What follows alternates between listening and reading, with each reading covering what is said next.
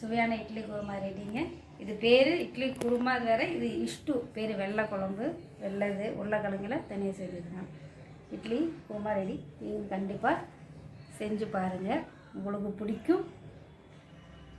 கண்டிப்பாக உங்களுக்கு பிடிக்கும், செஞ்சு பாருங்கள். இது பிடிச்சா கமெண்ட் பண்ணுங்கள், ஷேர் பண்ணுங்கள், சப்ஸ்கிரைப் பண்ணுங்கள், பெல் பட்டனை கிளிக் பண்ணுங்கள். Thank you friends. எல்லோரும் எப்படி இருக்கீங்க? நல்லா இருக்கீங்களா? இன்றைக்கி நம்ம என்ன டிஷ் பண்ண போகிறோம்னா, காலையில் இட்லி குருமாவுக்கு பண்ண போகிறோங்க. காலையில் இட்லி குருமானா இஷ்டு. இது ஒரு வெள்ளை குழம்பு, வெள்ளை கலரில் தான் இருக்கும். இஷ்டு பண்ண போகிறோம். உருளைக்கிழங்கு இஷ்டு. இப்போ உருளைக்கிழங்கு நம்ம வேக போட்டுடலாம்.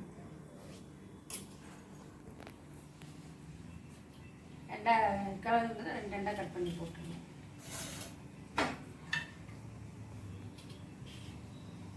இப்போ பெரிய கிழங்கு இருந்ததுன்னா ரெண்டாக போட்டுருங்க.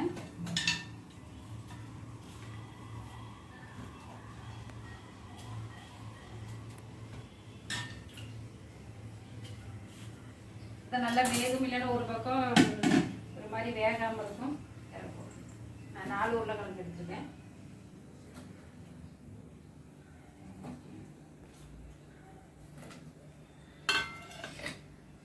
மூடி வச்சுருங்க. மூடி வச்சுருங்க.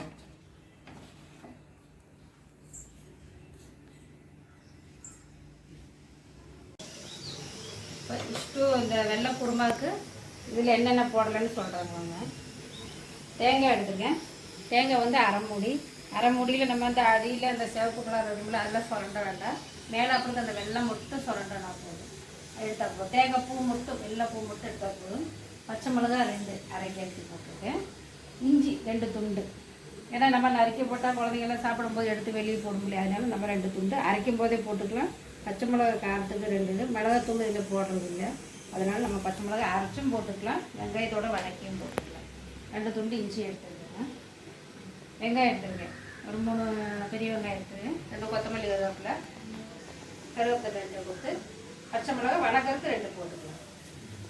அப்புறம் குழம்பு கொஞ்சம் கெட்டித்தன்மை கொடுக்கறதுக்கு நம்ம கொஞ்சம் பொட்டுக்கடலை சேர்த்துக்கலாம். இல்லை பொட்டுக்கடலை சேர்த்துக்கலாம்.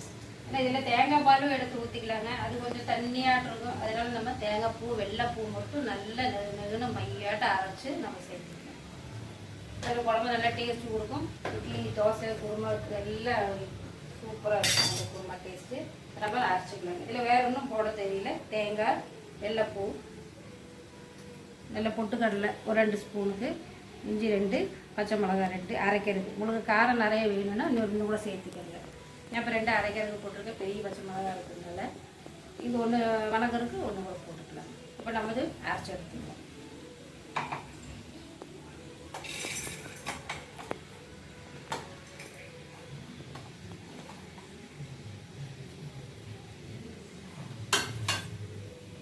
பச்சை மிளகாய் நறுக்கி போட்டுக்கலாம்.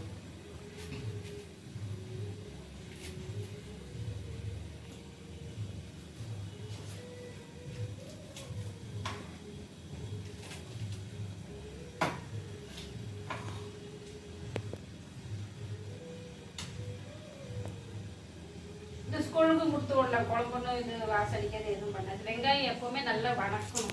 வணக்கினதுக்கப்புறம் நம்ம எடுத்துக்கலாம், அரைச்சிக்கலாம்.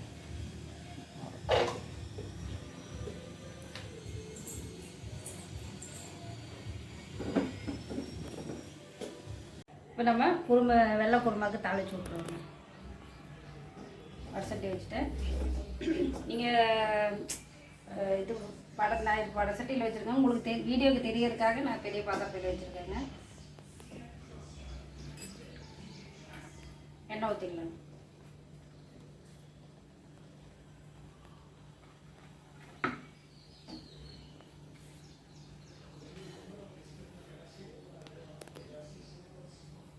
இதுக்கு கடுகெல்லாம் ஒன்றும் தேவையில்லைங்க. வெங்காயம் வணக்கி வச்சுருக்கீங்களா? வெங்காயத்தை நல்லா நிரடி இப்படி கட்டு சீக்கிரம் வணக்கிடும். பச்சை மிளகா எல்லாமே போட்டுக்கலாம். நம்ம ஏற்கனவே தேங்காய் அரைக்கும் போது 2 பச்சை மிளகா போட்டுருக்கு இல்லைங்க, காரம் போடும்.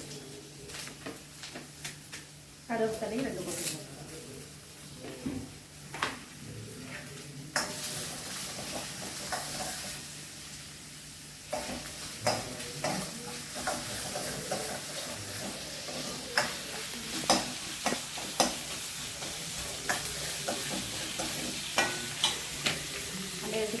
வேணாலும் போட்டுக்கலாம். குழம்பு குருமா தானே வைக்க போகிறோம், அப்போ கல்லுப்பு போட்டுக்கலாம்.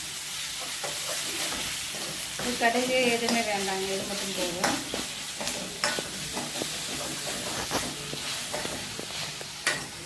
ஆனால் மட்டும்தான் இப்போ தேங்காய் நான் எப்படி அரைக்கிறதுன்னு காட்டுறேன். நம்ம நைஸாக இருக்கா தேங்காய் பாலுக்கு பதிலாக நம்ம இப்படி டிஃபி சேர்த்துக்கோம். தேங்காய் பால் அரைச்சி ஊற்றினா நம்ம அது தண்ணி ஆட்டம் ஆயிரும். இட்லி ஒரு பக்கம் இருக்கும், குருமா ஒரு பக்கம் இருக்கும். அப்போ அதனால் நம்ம இப்படி தேங்காய் நல்லா அந்த வெள்ளைப்பூ மட்டும் எடுத்து பச்சை மிளகாய் இஞ்சி எல்லாமே அதிலே கட் பண்ணி போட்டு அரைச்சிக்கலாங்க. நல்லா நேரம் அரைச்சிட்டோம்னா குருமா டேஸ்ட்டாக இருக்கும்.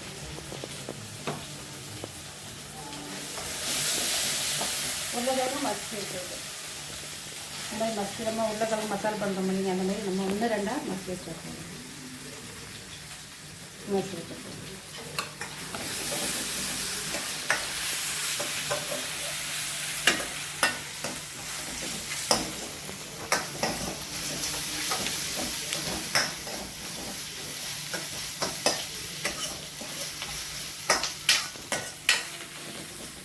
வெங்காயம் இப்படி வதங்கினா போதும், ரொம்ப வளர்க்குறதுனால இப்படி வதங்கினா போதும். இது 2 நாளுனால அந்த குழம்புக்கு கிடாதுங்க.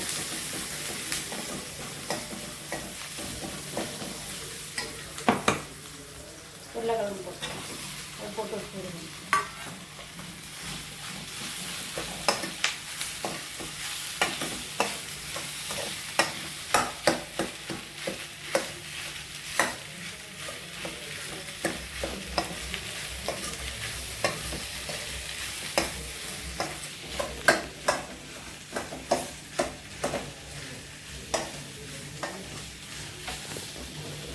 தேங்காய் ஊற்றிக்கலாம்.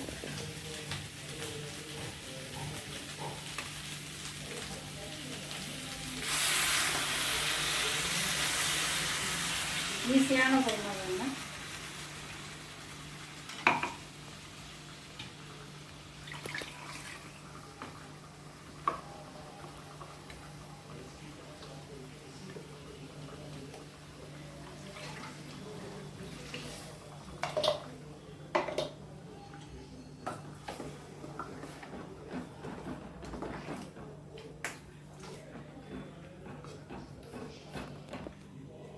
வேணுங்கிற அளவுக்கு நீங்கள் தண்ணி விட்டுட்டு வச்சுக்கலாங்க. பொட்டுக்கடலை போனாலும் குழம்பு கொஞ்சம் கெட்டித்தன்மை கொடுக்கும்.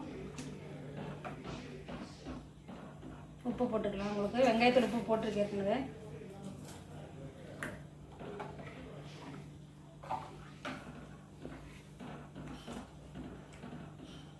இப்போ மூடி வச்சு நம்ம கொதிக்க வச்சிடலாம்.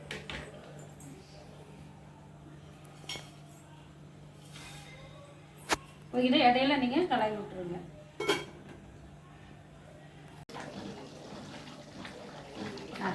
அது குருமா ரெடி ஆயிடுச்சு.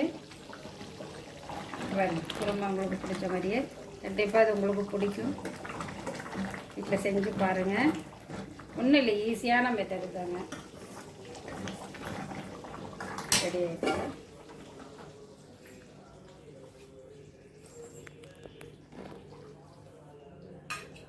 பாருங்க, நான் சொன்ன மாதிரி குழம்புக்கு தண்ணி இருக்குங்களா. கடைசி 2 கொத்தமல்லி தழை தூவி போட்டுருங்க.